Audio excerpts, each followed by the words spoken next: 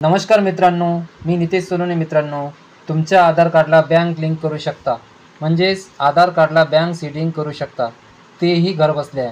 त्याला आपण DBT सुद्धा म्हणू शकतो, म्हणजेच डायरेक्ट बेनिफिट ट्रान्सफर. जे कोणत्याही योजनेचे पैसे आले असतील, स्कॉलरशिपचे पैसे आले असतील, ते तुमच्या एकाच कोणत्यातरी बँकच्या खात्यात जमा होणार. त्यासाठी आपण त्याला बँक सीडिंग म्हणतो.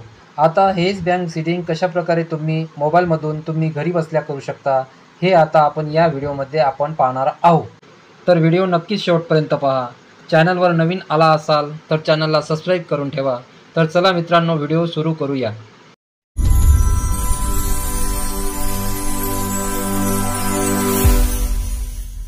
सर्वप्रथम तुम्हाला या वेबसाईटवरती मोबाईलवरून किंवा कॉम्प्युटरवरून तुम्ही येऊ शकता.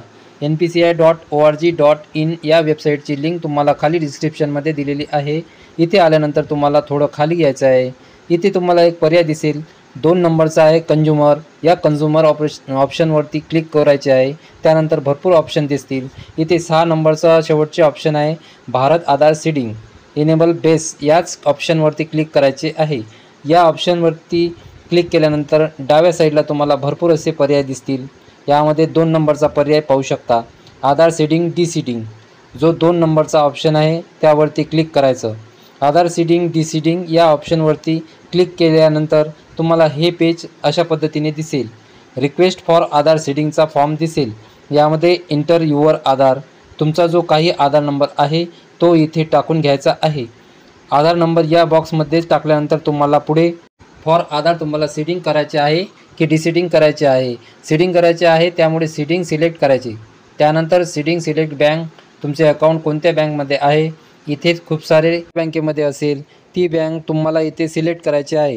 बँक अकाउंट सिलेक्ट केल्यानंतर तुमचा पुढचा ऑप्शन येतो सीडिंग टाईप. सीडिंग टाईपमध्ये 3 ऑप्शन आहेत. पहिला आहे फ्रेश सीडिंग. फ्रेश सीडिंग याचा अर्थ तुमचं बँकेला आधार सीडिंग नाही, तुम्हाला फ्रेश सीडिंग करायचे आहे, नवीन सीडिंग करायचे आहे. त्यानंतर दुसरं येतं मुवमेंट व बँक विथ अनदर बँक. एका बँकेमध्ये जर तुमचे 2 अकाउंट असतील तर एका बँकेमधील पहिले अकाउंट तुम्ही दुसऱ्या अकाउंटला तुम्ही लिंक करू शकता. एकाच बँकमधील 2 अकाउंट असेल तर हा पर्याय तुम्हाला सिलेक्ट करायचे आहे. त्यानंतर तिसरा पर्याय आहे movement from one bank to another bank. जर एखाद्या बँकेला तुमचा आधार कार्ड सीडिंग असेल तर आता तुम्हाला दुसऱ्या बँकेत सीडिंग करायचे आहे, तर one bank to another bank. अशा पद्धतीने तुम्ही ऑप्शन इथे सिलेक्ट करू शकता. तिन्ही ऑप्शनचे तुम्हाला अर्थ समजले असतील तर मी फ्रेश सीडिंग करतो.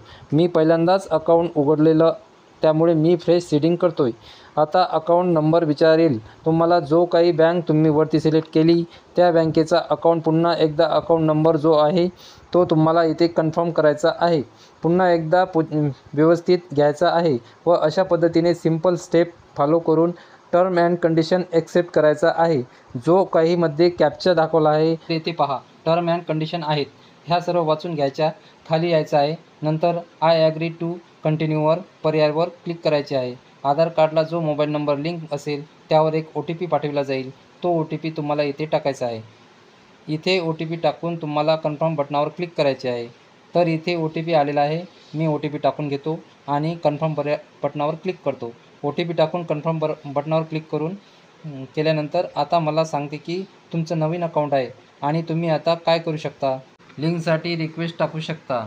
तुम्हाला कुठल्या बँकेला लिंक करायचे आहे ते येथे दाखवल्या जाईल. तर आता बरोबर कन्फर्म करायचे तर माझे बँक ऑफ इंडियाला इथे लिंक होतात.